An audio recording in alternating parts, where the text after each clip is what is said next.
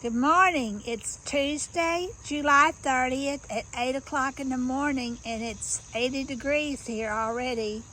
The little rainy monsoon season that we had is over, and we're back to being hot again. Today I'm composting. I have a bed started here.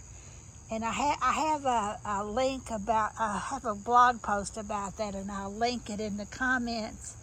But when I compost in my garden, I'm creating new soil, or else I'm amending soil.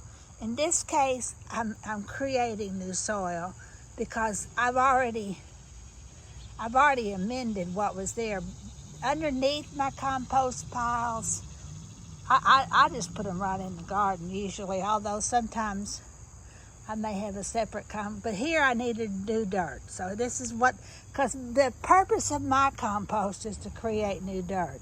And I need to raise the level of soil in this bed that I've created.